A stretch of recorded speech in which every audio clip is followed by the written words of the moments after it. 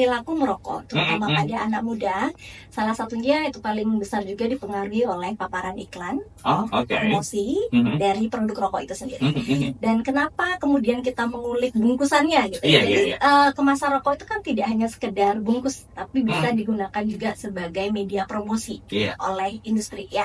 Karena bisa di recycle ulang sih. Iya, bisa untuk menarik ya, kalau misalnya dengan warna, apalagi dengan slogan promotif gitu ya, seperti lebih mild atau apa ya, light, atau misalnya low tar, nah sekotak 12.000 nah. Iya, itu media yang promotif banget gitu, yang tentu bisa menarik remaja yang belum merokok untuk mencoba merokok. Jadi dengan adanya standarisasi kemasan ini tujuannya adalah yang pertama untuk mengurangi perilaku merokok, mengurangi anak muda terutama merokok pemula, dan meningkatkan kesadaran masyarakat. Itu kayak pola pikir masyarakat itu juga perlu diubah juga sih Kak.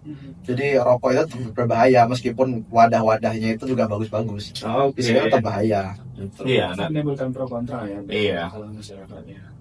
Tapi anak muda yang pada protes, kenapa sih buat seperti ini gitu. Jadi mereka pada ini nggak mau tetap ya jadinya kayak yang dibilang tadi itu, mencoba hal yang baru kan, rokok itu ya.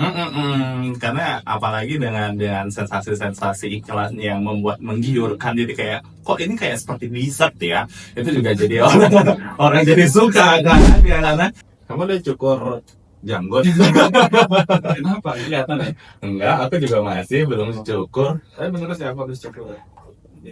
Kalau cukur rokok, udah benar. Cukur rokok namanya. Kan kita harus juga mengedukasi ini ya, anak muda ya. Iya. Buat apa namanya istilahnya, mereka nggak merokok lagi. Betul, setuju ya aku kalau yang ini ya. Tapi kalau misalnya kita melihat nih ya regulasi yang terjadi di Indonesia, kalau misalnya kita lama-lama nih menunda yang misalnya istilahnya adalah membuat kemasan yang plain, terus aturan yang 50-50, yang 50% apa namanya itu dampaknya, peringatan kesehatannya dan lain sebagainya. Kalau ditunda-tunda, apa sih yang akan terjadi? Risiko apa yang mungkin dihadapi oleh Indonesia gitu. Resiko utama ya itu tentu buat generasi muda ya, kayak karena generasi muda sekarang itu cuman Gen Z mungkin itu mereka bakal lebih mudah terpapar ini iklan, apalagi kan itu mereka bakal lebih terpapar. Terus kemasan yang mewah, kemasan yang emang menarik perhatian itu membuat remaja menganggap bahwa rokok itu hal yang aman. Jadi mereka tuh kayak ini tuh suatu tren, mungkin tren buat yang diikutin gitu. Terus jika kita menunda kebijakan ini, mungkin banyak anak muda yang kecanduan rokok, dan itu bakal menyebabkan penyakit akibat rokok ini berdampak tinggi nanti, mungkin lebih tinggi. Terus jumlah perokok mungkin akan lebih meningkat, khususnya pada remaja gitu. Kalau kita menunda itu tuh bakal berimpaknya gede banget buat generasi muda. Jadi pemerintah itu harus bisa dengan tegas melindungi kesehatan masyarakat dan generasi muda kita gitu. Jadi sudah ada aturannya, sudah ada undang-undangnya. Jadi melaksanakan itu dengan tegas gitu ya. Jadi bisa juga berkolaborasi nanti dengan ahli kesehatan, kemudian stakeholder terkait, sehingga bisa ya bersama-sama mengimplementasikan apa yang sudah diatur gitu ya dalam undang-undang. Jadi tuh kayak orang-orang itu kayak agak ngeliat di bungkusnya tuh kayak gak menarik gitu. Mengurangi orang-orang buat merokok gitu. Jadi itu. Terus yang kedua ada tanpa logo dan merek dagang yang mencolok. Jadi namanya tetap ada, tapi logonya itu atau font-font itu nggak boleh mencolok. Jadi emang bener-bener harus nggak kayak sebisa mungkin untuk tidak menarik perhatian orang-orang. Iya, gimana soalnya orang ngeliatin logo pakai ujung mata colok jadinya. Apa yang sudah dituangkan dalam undang-undang dan juga dalam aturan turunan ya, dalam peraturan pemerintah itu bisa segera direalisasikan. Tapi tentu tadi seperti yang disampaikan ya, ada saja celah sekolah, terutama pada industri besar gitu Iya, ya, iya, iya. yang berupaya untuk Aha. kita tidak menerapkan atau mengimplementasikan aturan tersebut.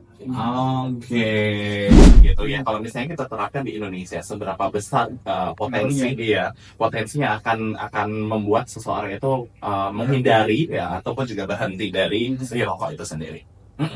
Jadi desain kemasan yang kita sebut plain packaging tadi itu mungkin secara tidak langsung akan salah deh. Jadi plain packaging itu tuh secara tidak langsung bakal tidak membuat orang-orang tertarik gitu deh. Iya. Ya, maksud saya gitu. Jadi emang secara nggak langsung itu secara tidak langsung akan membuat orang-orang tidak tertarik, dan itu tuh jadi kayak nggak jadi kebiasaan jadi orang-orang itu loh Kak. Jadi kayak trennya mereka itu yang tadi aku bilang personal itu. Nah itu juga bakal membuat orang-orang kayak nggak tertarik sama rokok. Jadi buat apa sih orang kayak gini doang gitu. Nah terus secara meskipun secara nggak langsung bakal membuat orang tidak kecanduan lagi. Jadi kayaknya itu kayak sebagai jalan awal buat orang-orang biar nggak ngerokok lagi, karena itu udah nggak ada istimewanya gitu loh Kak. Jadi karena emang udah di kemasannya udah dibuat nggak semenarik mungkin, terus dibuat peraturan-peraturan yang emang membuat rokok ini nggak beredar lagi gitu. Jadi mungkin orang-orang bakal mikir kayak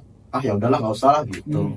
Kerja yaitu HTS Hari Tanpa Tembakau Sedunia di tanggal 31 Mei nanti. Oh bentar lagi dong. Iya bentar lagi, nanti kita bakal sosialisasi ke sekolah-sekolah yang emang kita sasar. Terus nanti kita bakal sosialisasi tentang apa sih bahayanya rokok, pengenalan rokok, dan membuat mereka tuh kayak punya pandangan yang lain dan bahaya tetap rokok gitu. Jadi mereka kita bakal buat merekrut kader-kader anti rokok di sana, dan mereka yang udah direkrut jadi kader anti rokok, mereka bakal bantu teman-teman yang udah ngerokok atau emang yang belum kena rokok. Nanti kita ajak mereka buat edukasi teman-teman yang lain gitu. Oke.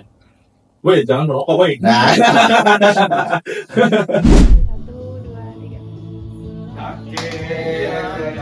Terima kasih banyak. Terima kasih banyak.